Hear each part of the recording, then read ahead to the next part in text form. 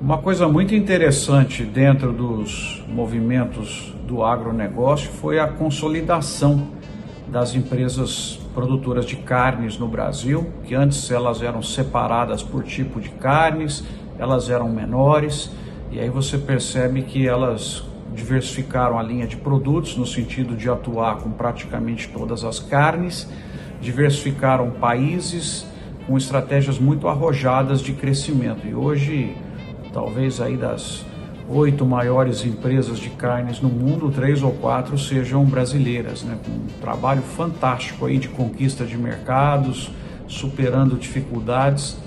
Tem espaço sim para empresas menores, não nessa competição global onde é importante você ter produto vindo de diversos países e atendendo diversos países, fazendo aí o matching, mas para nichos de mercado, espaços bem definidos, empresas menores também podem atuar, e o que vale de regra para a empresa menor é a mesma coisa para a empresa maior. Você tem que ter custo muito bom, atuar em escala, cuidado com os overheads, enfim, eficiência sempre, mas tem espaço sim.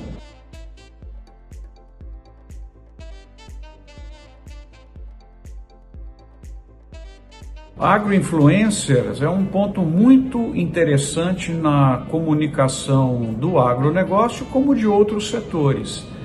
Essa mudança foi incrível. Nós tivemos nos últimos 20 anos uma divisão da atenção das pessoas que antes era dedicada para os 4, 5 canais de televisão, para as rádios, e aí com o advento e o crescimento da internet, uma barreira à entrada para conversar com o público-alvo, que era uma plataforma, foi rompida. Então, todo mundo pode ter hoje o seu canal de televisão e conquistar os públicos-alvo que têm interesse no tipo de informação que está sendo gerada. Então, isso é uma explosão hoje de agroinfluencers, a grande maioria deles fazendo um trabalho belíssimo de levar informação para um público-alvo, desde romper mitos até uma informação técnica sobre nutrição, e é o caminho, né? Porque as pessoas estão muito infotoxicadas e elas tendem a selecionar cada vez mais aquelas que elas querem ouvir. E aí com isso os agroinfluencers têm uma relevância brutal.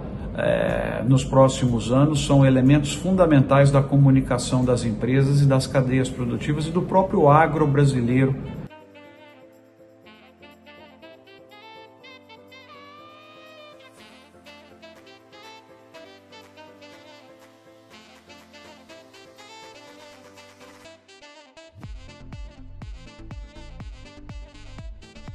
O USDA, Departamento de Agricultura dos Estados Unidos, faz um belíssimo trabalho, né? Tem acesso a quantidade de informações, dados. Você olha o site deles, é uma fonte de pesquisa fabulosa. Recomendo a quem está nos ouvindo que faça um cadastro lá com o seu e-mail, que você passa a receber os relatórios deles. E um relatório bastante importante é esse que estima como que está indo a safra americana. E esse último trouxe uma ligeira queda de produtividade, é uma safra gigante, e isso deu um pouco mais de esperança em termos de preço para os americanos, né? Aqui nós estamos com uma situação diferente, porque você tem o câmbio e o preço em reais está extremamente interessante, tanto da soja quanto do milho, e isso mostra que tem ainda algum espaço para esse preço aumentar em dólar. A expectativa de importações da Ásia segue firme, alguns problemas climáticos na China reportados, China voltando com a sua produção de suínos, portanto vai precisar de grãos para fazer rações, e você tem também o clima aqui no Brasil, então tem muita variável para variar aí e que pode levar os preços um pouco mais acima em dólar, né?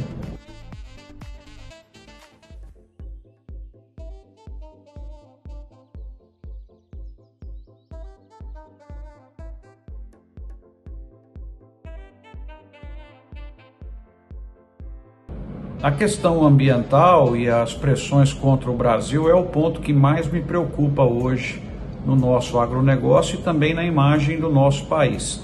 E na minha leitura são dois pontos muito importantes. Primeiro, que virou moda, é cool, né? É assunto hit você criticar o Brasil e a questão do desmatamento na floresta amazônica. Então o que precisa ser feito nesse caso o resultado precisa aparecer. O desmatamento ilegal precisa vir a zero, nós precisamos trabalhar com isso. Segundo ponto importante é unir a sociedade brasileira contra aqueles que detonam a nossa imagem internacional. São dois pontos que precisam ser trabalhados. Tolerância zero com quem quer detonar a nossa imagem e tolerância zero com o desmatamento ilegal. É simples, trabalhar esses dois pontos para conseguir resultados o mais rapidamente possível e tirar esse assunto da moda mundial que pode efetivamente prejudicar as exportações do Brasil, mas principalmente a nossa imagem.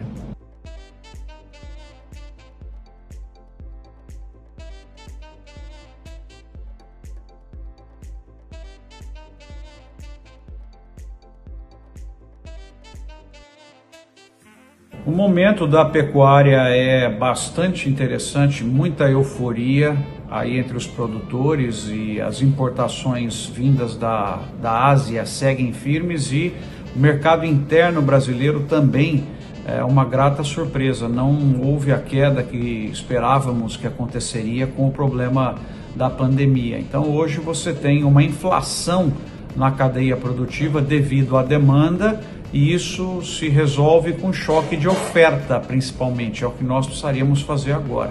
Como no boi não é tão fácil fazer essa oferta, fica um desequilíbrio momentâneo. E então essa reação de preços no mercado interno e outras possibilidades que nós estamos vendo aí de vendas reduziram esse ágio e mostraram uma outra perspectiva também para a pecuária que nós não tínhamos muito essa esperança. Então agora é hora de investimento com bastante cautela para não deixar inflacionar aí os ativos. Então se você puder trabalhar mais a tua área para explorar mais, mas cuidado com compras, cuidado com expansões para continuar preservando a sua rentabilidade.